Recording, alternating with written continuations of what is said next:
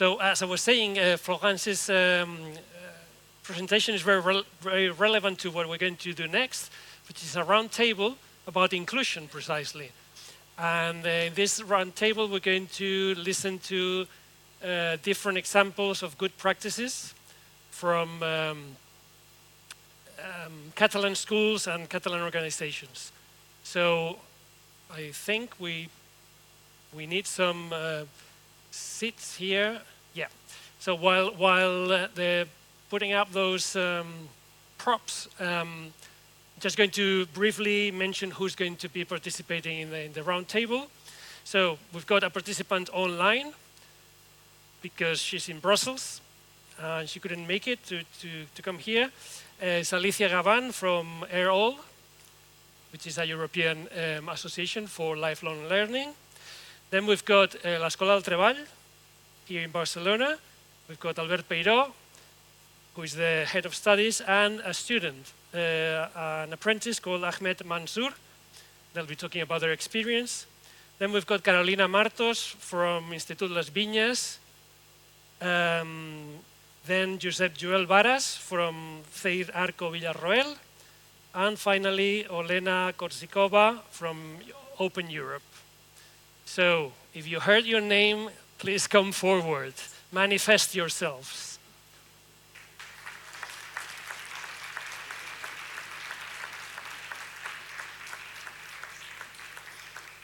So, please take a seat. Yeah. Feel at home. Did I mention? Yeah? Yes, I mentioned everybody, yeah? Okay, yeah, great. So this is how we're going to do it. We're running a bit short of time, I'm afraid. So I'd like you to explain your experience. And for 5 minutes, I know it's difficult to summarize everything in 5 minutes, but then that will give us more time to have a bit of a debate and probably questions from the audience.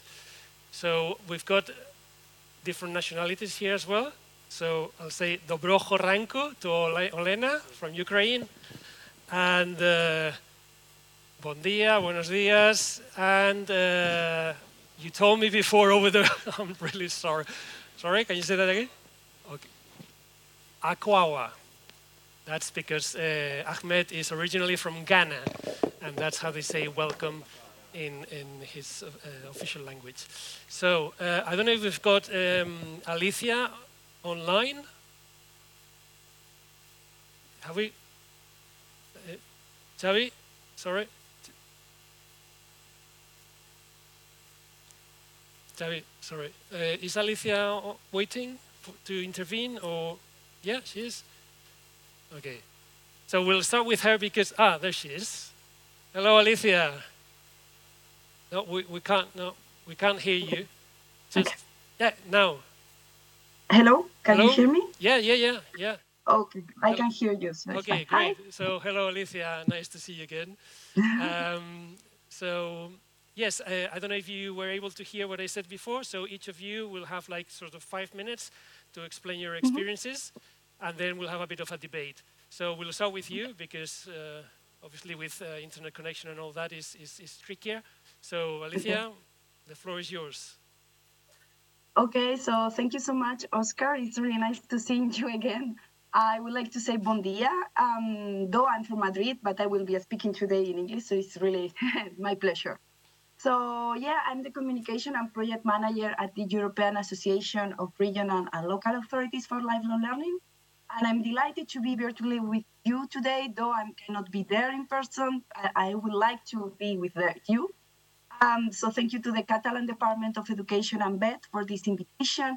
And it's an honor to join you in this discussion in the Erasmus Plus projects and also on this in inclusion. As we have here from Florence, there are many opportunities there.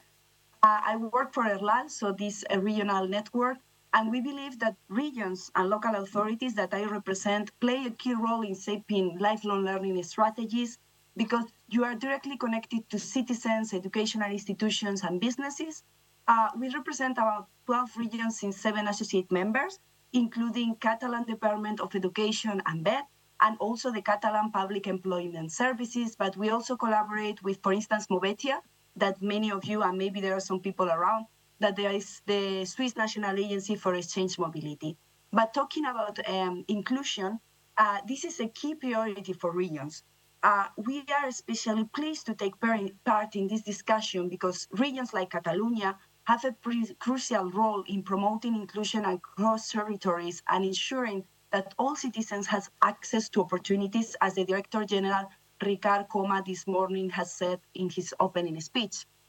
Since our foundation in 2001, ERLAL has strongly advocated for inclusive education, skills development, and mobility opportunities for all.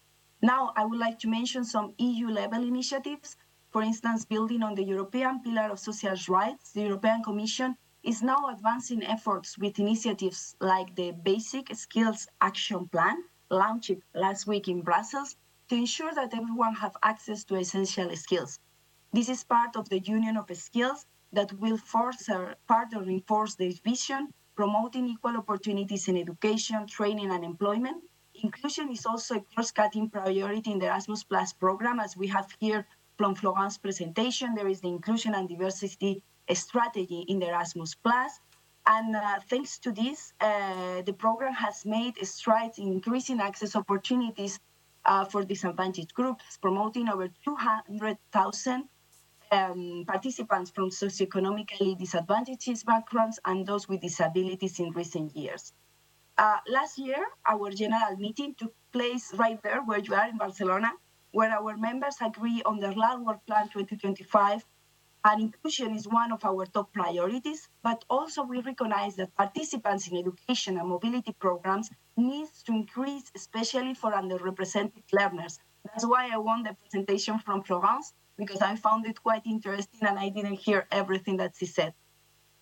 We strongly believe that learners from diverse backgrounds must have better access to lifelong learning opportunities. Unfortunately, in Europe today, at least 90 million adults lack basic skills in literacy, numeracy, and digital competencies.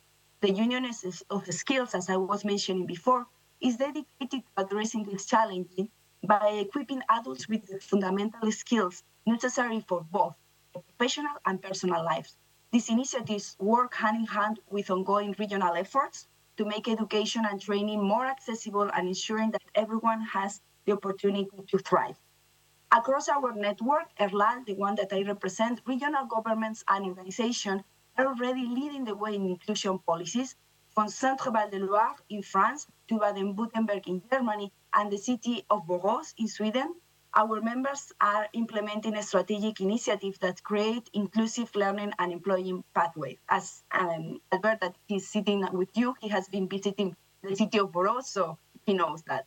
I would like just to mention, to conclude, two examples. One is our current project, Salam, that is to include a sustainable accessibility to the labor market for migrants. This is under the Interreg Europe program. It's a different funding program, but there are many out there to promote inclusion. And in this project, actually, we cooperate with the Public Employment Services of Catalonia, which supports this effort through its ACOL program, facilitating migrants' access to jobs.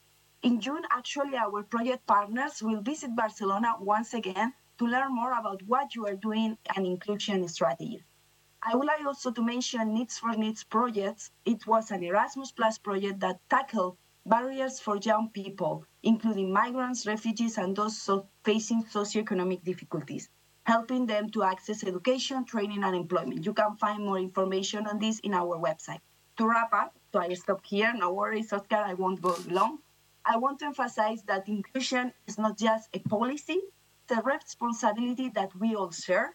Through initiatives like Erasmus, regional policies, and cross-border cooperation, we can ensure that everyone, regardless of their background, has access to quality education and meaningful learning experiences.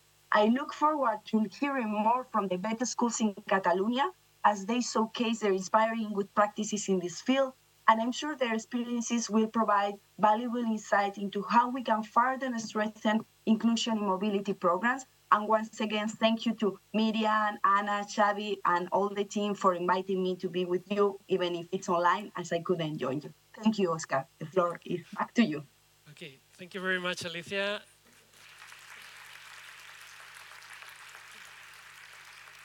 Everybody's clapping. I don't know if you can hear that. Yeah. Okay, so thank you very much, and thank you for sticking to the time we mentioned. So please hold on, and because probably you can participate in the debate we're going to have. So maybe we can go on to the next speakers. If we do it by proximity to me, maybe we can go to the Escola del Treball. So we've got Albert Peiró, who is the head of studies, and one of their apprentices, Ahmed Mansour. So can you tell us about your experience, please? Yeah, I think it's...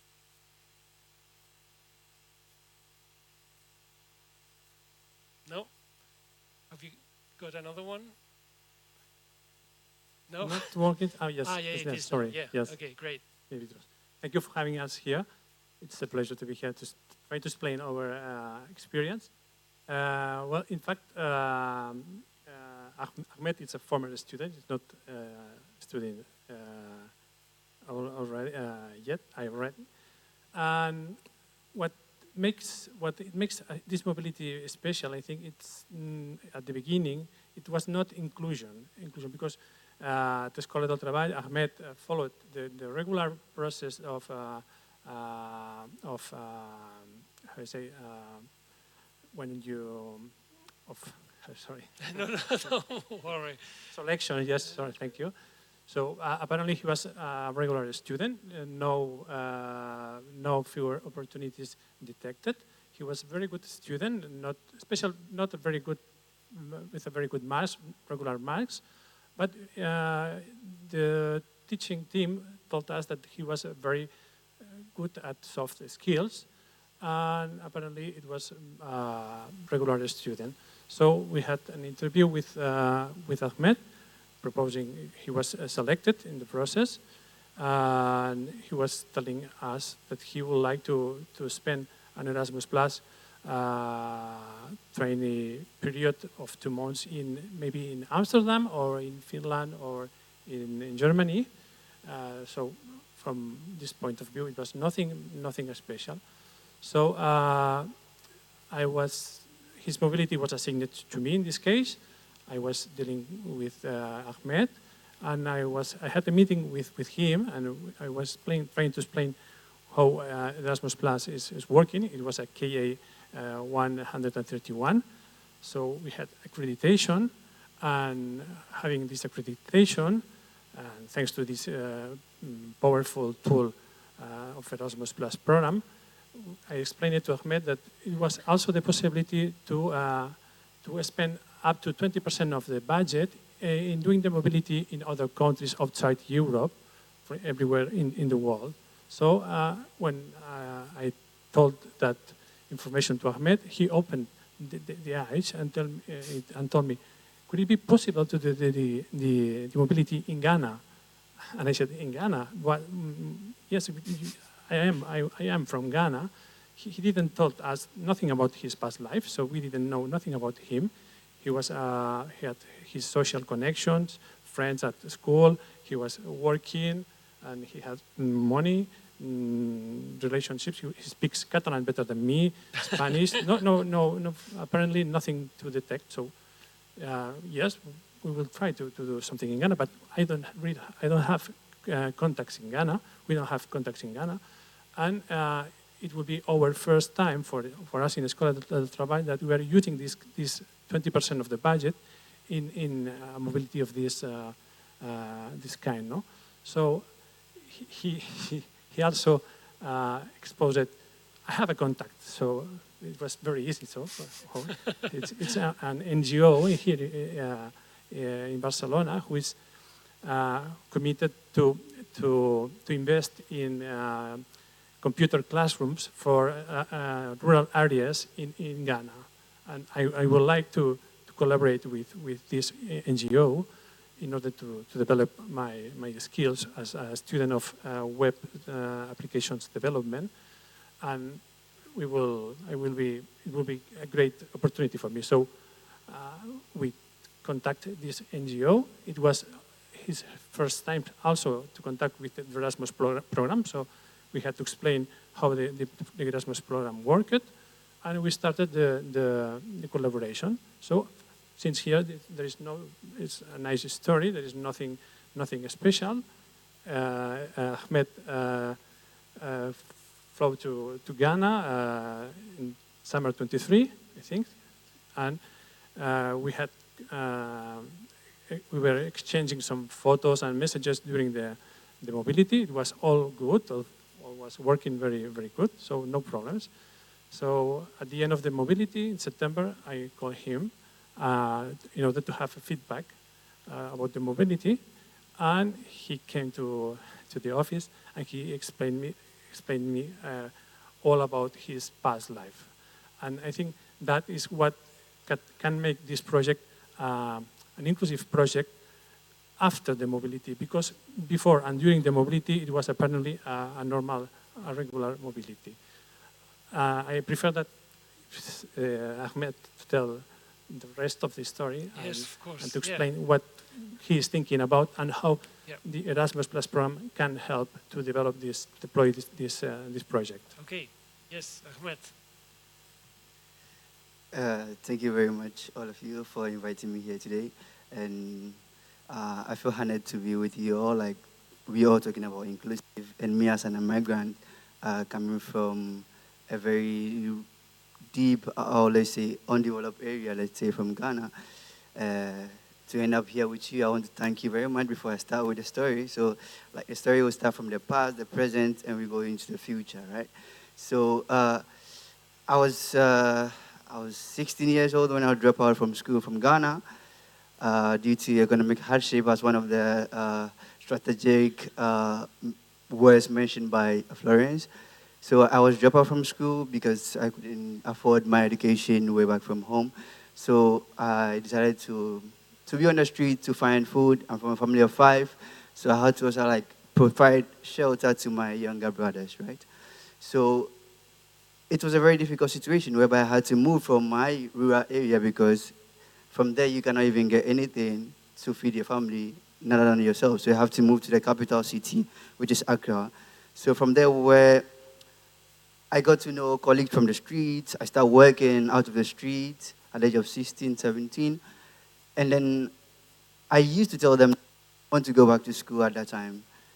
And then I want to always study with these white people, because when I was very young, I was studying in a Catholic school from Ghana, and then most often these white people used to come to Ghana and they kind of like share us volunteer works, we do activities, and it was very interesting, right? So I always used to tell my colleagues that I one day want to be in a classroom with these white people just to understand what they used to learn, why are they so smart, and why are they more developed than my country, right? So when I got to the capital city working, and I met a few friends out of the street, and they were like, hey, we are embarking on a journey to Europe, but let's to say I was not like a very good student regarding geography and stuff like that. So I was like, where is Europe? Like, and they told me like the country for the white people. And I was like, okay. So how can we get there? And they were like, yeah, if you go there, you can probably study with them. You can achieve your goal as a person. You can work and get back and feed your brothers and get your family on moving, let's say. So I was like, how? They couldn't explain too much to me about how to get to this white people's country. That's Europe.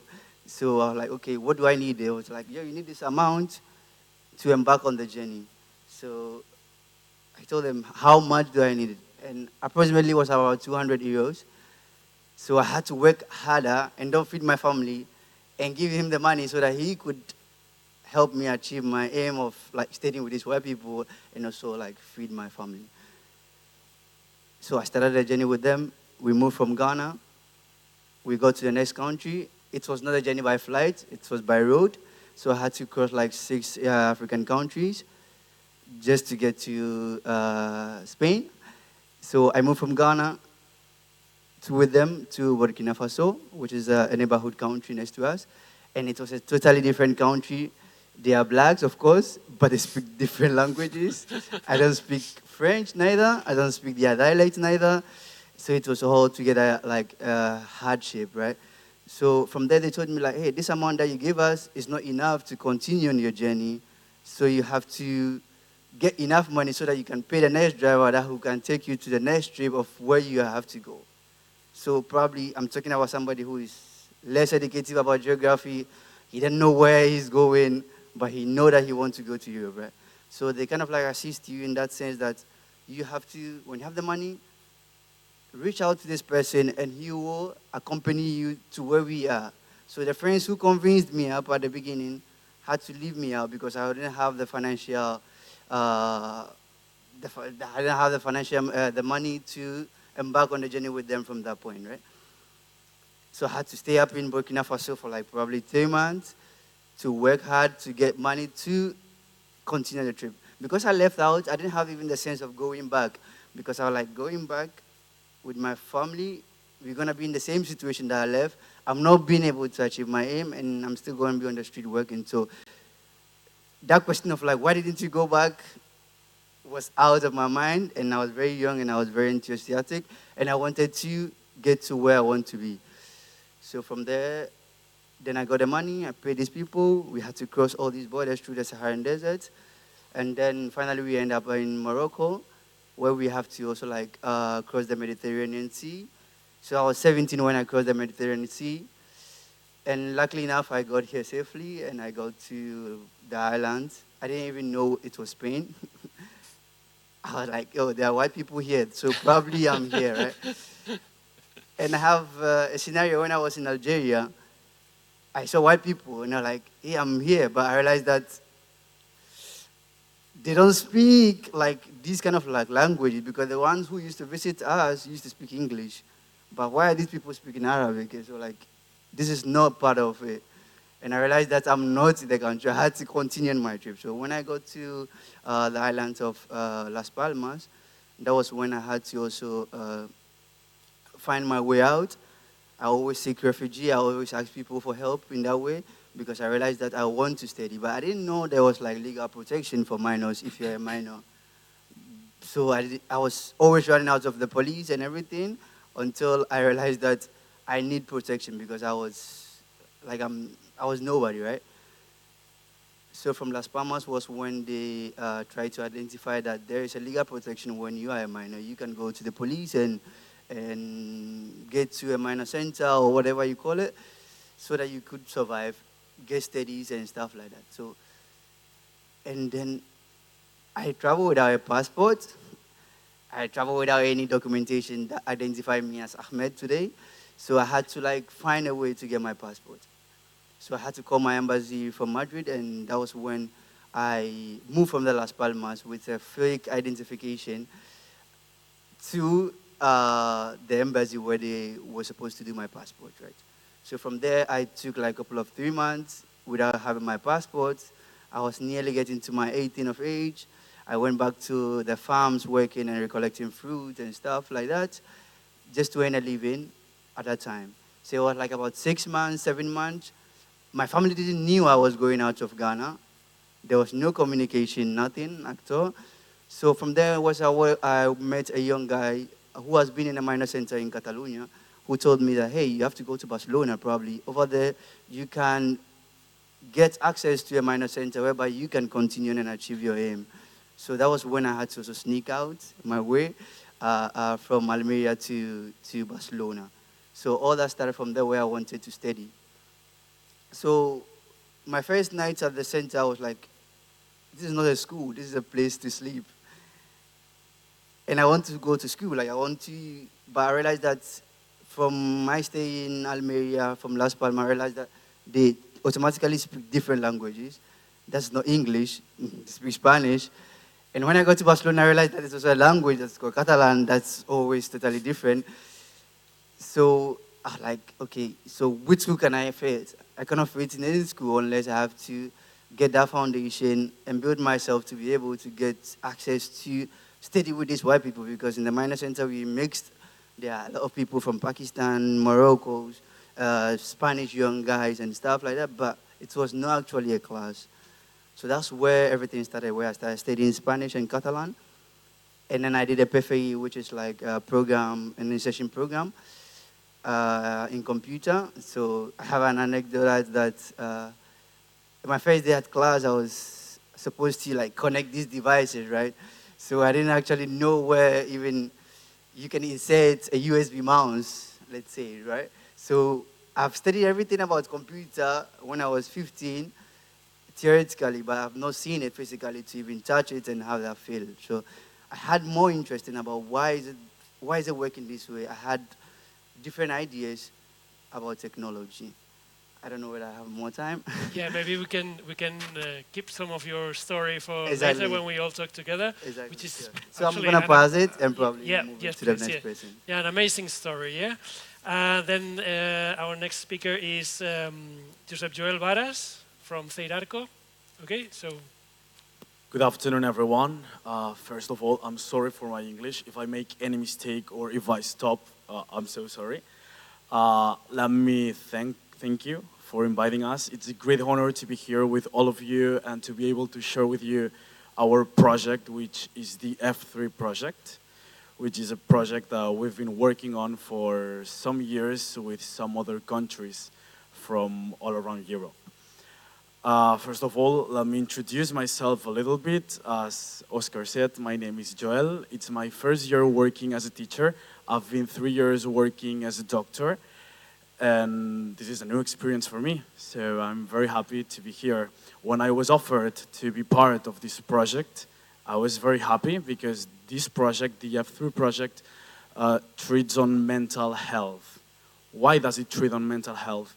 When we talk about Erasmus, we sometimes think about destinations, we think about money, we think about a lot of stuff, but we always forget about mental health.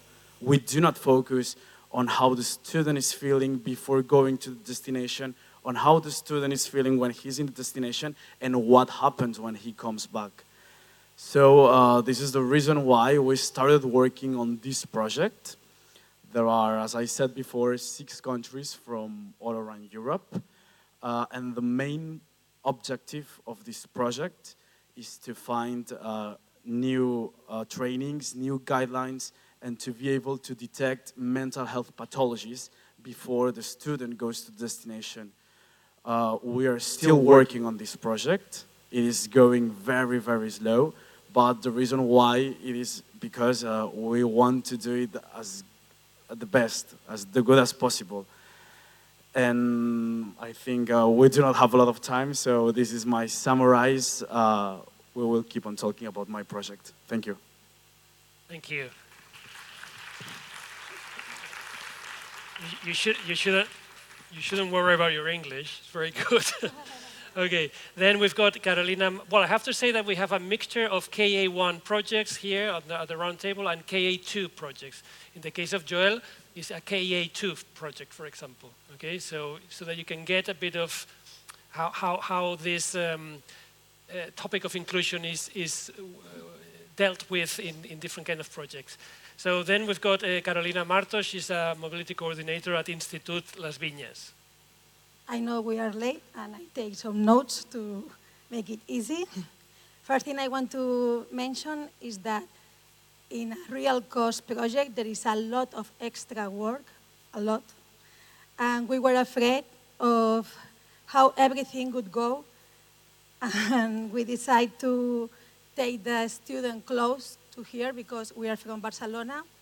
And he went to Perpinyà because I think in case we had to return early, it's very easy to us. But then our student was so happy, and the second year, he repeat, and then he went to Italy. We create an Erasmus Accessible Consortium because it's an association of vet centers. Led by La Purísima School. It's a school in Zaragoza. It's for deaf children, and it also includes Escola del Treball and Institut Las Viñas. This consortium was formed 5 years ago, and the aim of promoting international mobility and employability for vet students with special needs, and we aim to promote the participation of these students with disabilities in Erasmus internship programs abroad, because it's very difficult for us to find these students to families and everybody, it's okay who they are abroad 1 month. Let me only give you an advice, because I think we are so late, and only an advice. Plan ahead, please. Plan ahead, because this extra work needs a plan. An early plan is crucial. Collaborate with all stakeholders, hosting, institution, students, family. Every people is important in this plan. Open communication channels with them, and document everything. Everything you have to justify before the CPE, National Agence, and you need to justify everything you do. And transparency is the key in everything that you request and unquoted, please. And the National Agency resources are helping you too. And be flexible and adaptable, because things may not always go as planned. No. And monitor and support the student, because it's very important during the mobility. You get several feedbacks from them, and collect feedback from students, their peers, and the host institution, because to assess the mobility is very important. It's only the things I want to say. Maybe we can see. Thank you, Carolina. Thank you.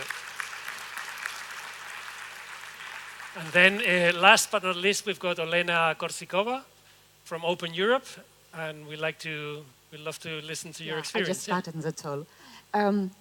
Thank you very much for those who are here. I know it was difficult to stay with us for 2 long sessions. Then I will be quite brief, because actually what I listened to right now, that is just interconnections. I mean, from what we started today with the presentation of Tanya, talking about challenges and also about good practices. Then we will continue with Francesca. We continued with Francesca talking about mental health, about thinking what thing you need to have in mind planning the mobilities. And then it was something that you said. And then we were talking about barriers that we can face, we can tackle. Then my name was Olena. My surname is not very important. It is too long to remember. Then I usually say, I am Olena, and then people say that I am. I'm from Open Europe, and actually I think that we are an inclusive organization. We have around 65 staff, teachers, social workers, psychologists, and out of these 65 people, we have 15 different nationalities. We are talking, all together, 25, 26 languages, and all of us definitely, we speak English, because that is a working language of our team. We speak Catalan, and sometimes the barrier here, it is Catalan and Spanish. Then the majority of us, definitely, we speak Catalan, we speak Spanish, and we speak also the countries, the languages of the countries we came from. Who are our students? Actually, we work with the programs of the employment center here, SOC, and then our students are those with fewer opportunities we were talking today, those with the barriers. For example, it can be, let's say, immigrants. It can be women from rural areas. Right now in our groups, and these are waiters, chefs, bakers, we have a lot of young people who are actually needs. They have never studied, never worked. Then that is whom we work with. Talking about mobilities, we started in 2014, and we are, I think, the only one, or at least we were the only one organization that worked with the age of 14, 15, 16 years old.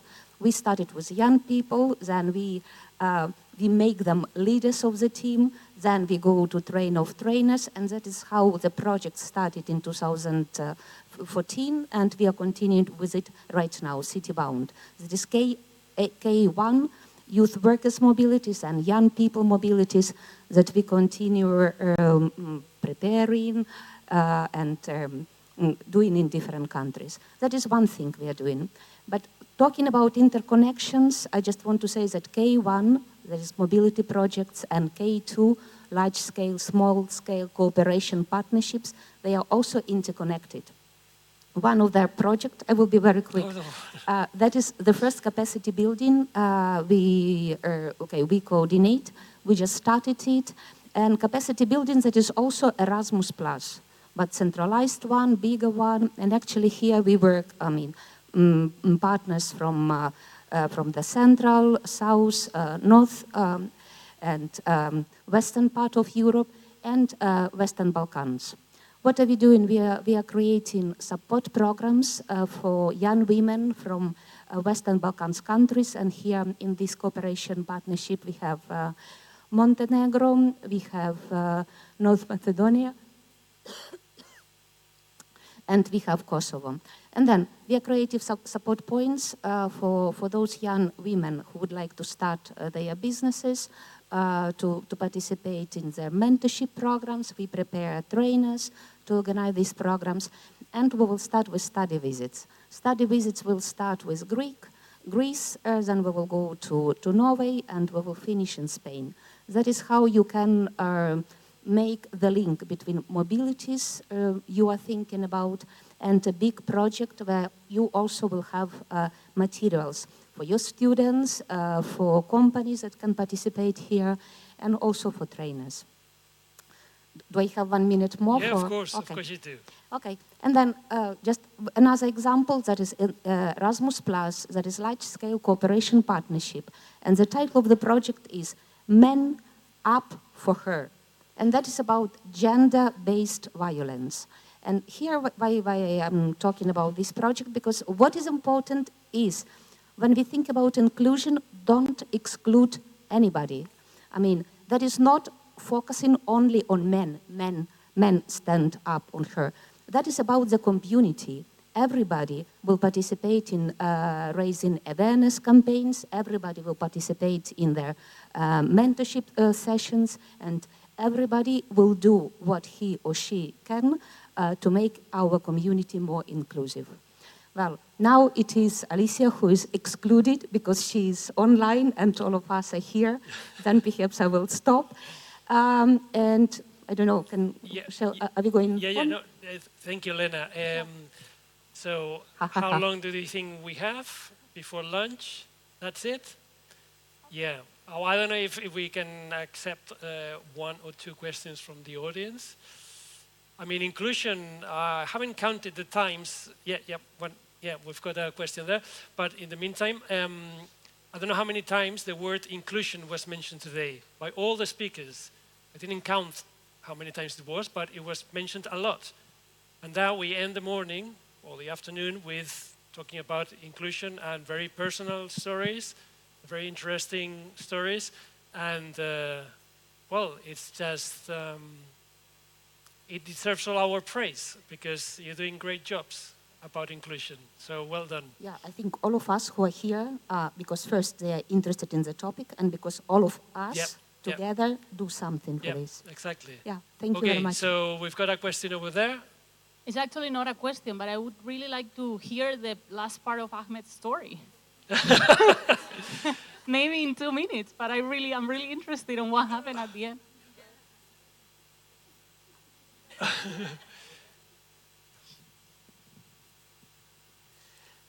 Okay, so I'll try in 2 minutes. So that's when I go to Barcelona, right? So I start learning, I start doing the program for insertion. I continued studying, doing the grado medio, and then from there I did the grado superior. So that was when now in superior I came to Albert and I was like, if it is possible to do the Erasmus exchange in Ghana due to that percentage that we had, right? So I told him and he's like, yes, you can do it. So I went out and I find out like there is a corporation that's an NGO in Barcelona that kind of like do something to mitigate illegal immigration from Africa.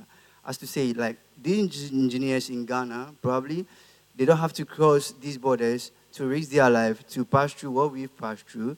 right, to be able to be somebody, actually.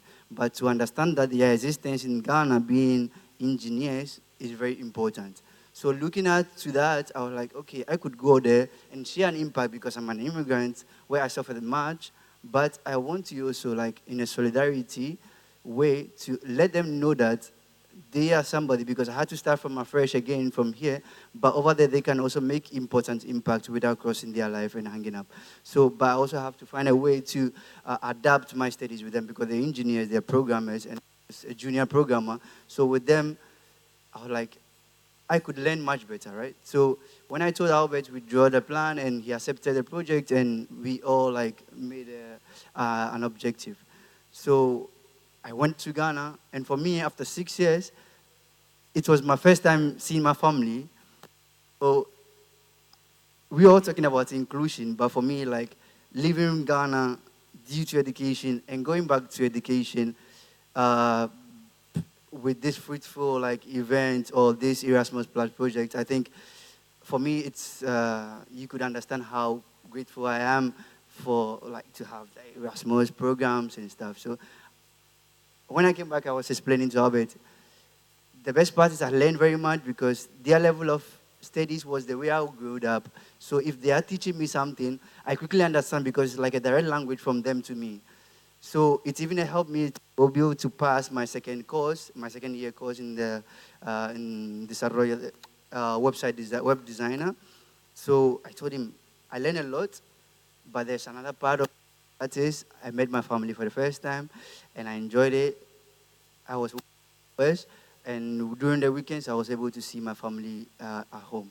So I think talking about inclusion, there's not much to say that it's a very clear example. And of course, what's the future, right? So the future is there will be thousands of migrants. Also, I mean, there will be more barriers for them. What are we going to do to be able to let them know that they have access to these kind of opportunities and they can also get to that, right? So the future is, and one of the thing I proposed to Albert one day was, why is it that this Erasmus program that we are doing, I was a student, right? I learned things, but we could also do something, solidarity, or is a volunteer way. The strategy talked about European Solidarity Corps inclusion, right? So we included them, but we, this student from Spain or from anywhere in the world can also do something, not in an industry-wise, whereby they could get something, but they could also do something to impact societies.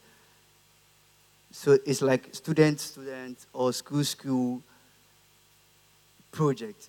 I don't want to go deep inside, but I think it's very interesting to also do that way, so that like the inclusion also expand to these rural areas, whereby like kids from Ghana can also have access to this kind of technology or the studies that I had here in a couple of like 5 years. And now I'm working in a multinational company as an IT specialist, whereby I talk to millions of people throughout the world, and I feel proud.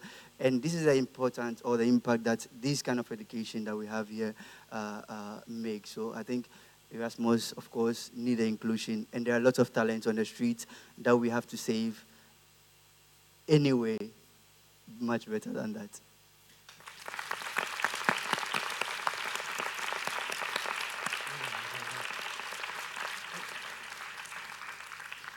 Well, Ahmed, I have to say now, you're probably more famous than Lamine Yamal. Okay, so, well, thank you to all of you for being here today and sharing your experiences, which are very inspiring. And, well, we encourage everybody in your own schools to fight for inclusion and, include students with all these barriers that were mentioned before, so that they can enjoy an Erasmus experience.